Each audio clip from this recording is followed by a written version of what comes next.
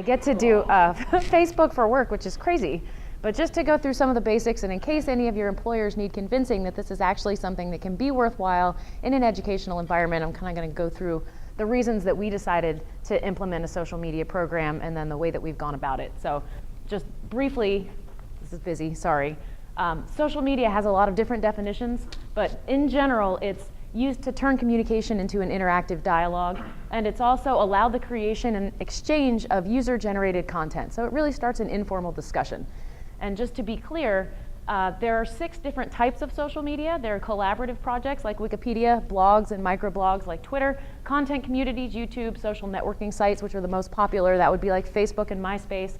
And then you have the virtual world. So that would be virtual game and virtual social worlds. I'm not going to talk about those. Email and instant messaging are not social media. Those are considered to be technologies. So that's a different thing and not part of this discussion for our purposes today.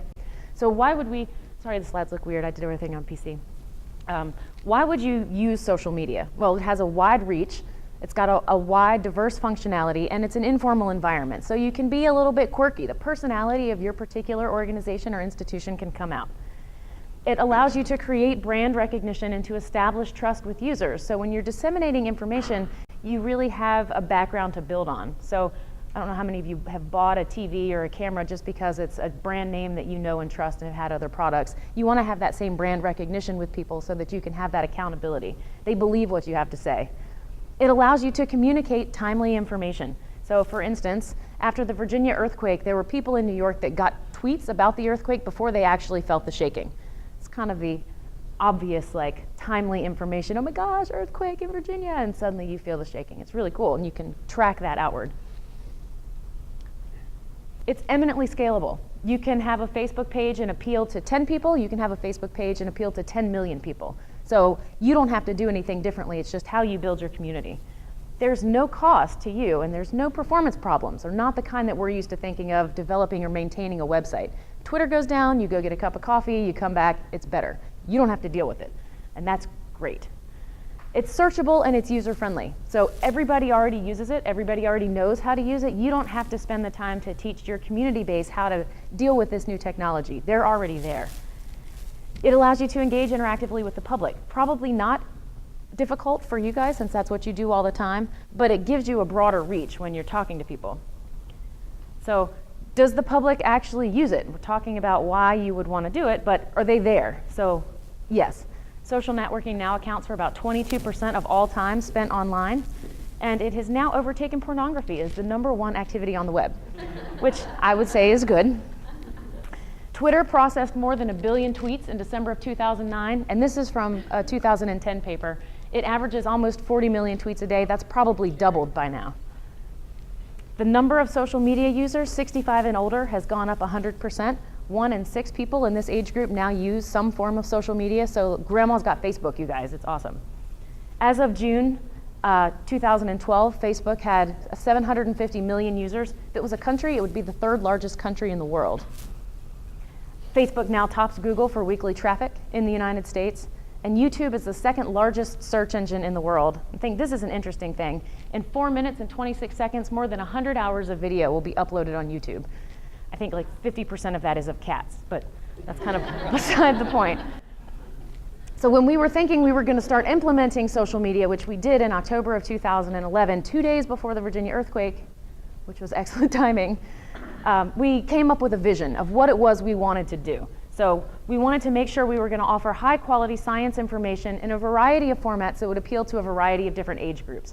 And different kinds of social media appeal to different age groups.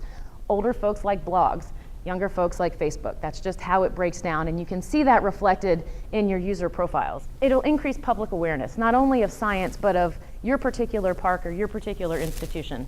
We wanted to communicate timely information. We study geologic phenomena that happen on a scale that is something that's like a human time scale. We're not talking about metamorphic rocks forming here. You know, these are earthquakes and volcanoes. It's exciting, it's happening right now, and we can impart that sense of excitement and that sense of sort of immediacy to the public through these venues.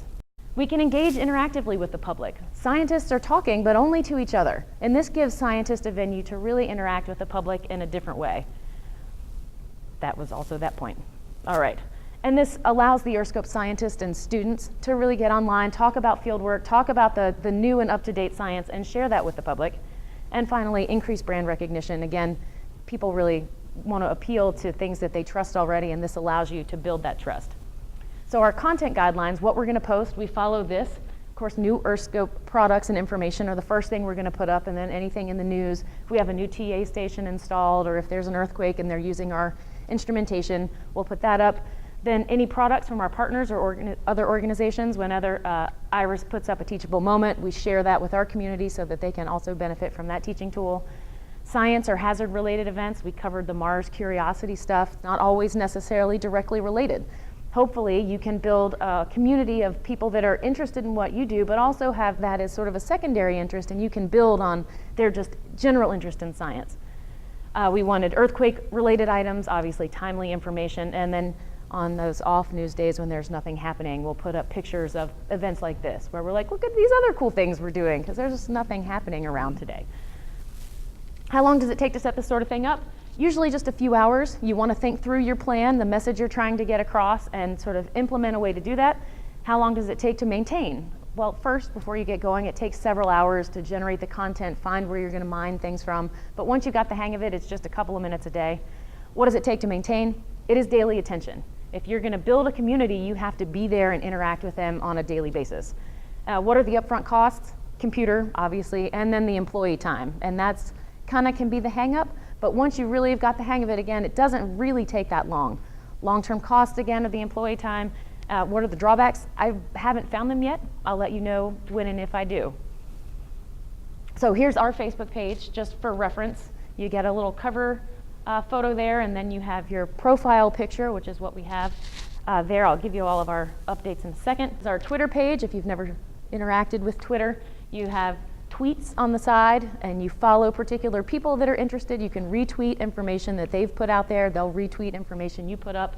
You put your little tweet on the side. It can be 140 characters, which makes it pretty quick. I get most of my news now from Twitter, which I never thought I would, because it's sound bites. And I follow, the BBC and CNN and NPR, and you get kind of a wide swath of news, and you get it pretty quick and up to date. So these are our social media things that we do. We have our webpage, of course. We have Facebook, Twitter, Google+, YouTube. We have a blog, and we're now on Pinterest as well, and LinkedIn. So you can follow us on all of those different things. And just to reiterate the point, younger generations aren't going to look for your company, your society in print anymore. That's not how they interact with each other. They're going to look for your webpage, and if they like you, they're going to follow you on Facebook and probably Twitter. If you're not there, you're going to be left out of the conversation. This is the way that people communicate now. And if you want to get your message across, you have to be in the places where people are having the conversation. So our particular social media update, and this has changed since Sarah put these statistics together yesterday. We put up a post that went viral a few days ago. It was a Friday Funny. I do this thing where I put up science cartoons on Fridays, and that's our biggest draw, truly. They come for the funny and then they stick around for the science, is kind of the thought behind that. But we've had over 10,000 shares of this one particular comic. So as of yesterday, we had about 1,200 Facebook followers. That's gone up by about 15 people since yesterday. Our weekly reach, was yesterday, 2,000, that word. Now it's over 400,000 people we reached last week, mainly because of that one post. Our usual reach is around 10,000 people, but that's still 10,000 people a week that we're reaching with our message, with our branding, with our information. And that's just me sitting at my desk with my morning cup of coffee. La la la la la, what happened last night? So we have 645 Twitter followers. I've tweeted about 1,400 times. We have 128 people on Google+ that are following us. We have a YouTube channel where we'll post videos. We actually have a commercial for the interpretive workshops on there if you'd like to see the one from last time. And we've had over 2,000 views on our YouTube channel. We have Pinterest. It's a small group, but we're increasing our following.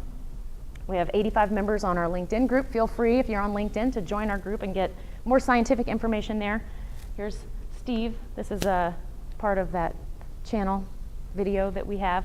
So we've created informative videos for the EarthScope community, and then we do interviews and other things with scientists. And we're trying to appeal to younger kids with this, so high school age folks that are looking to go into college, kind of trying to get them into the STEM field.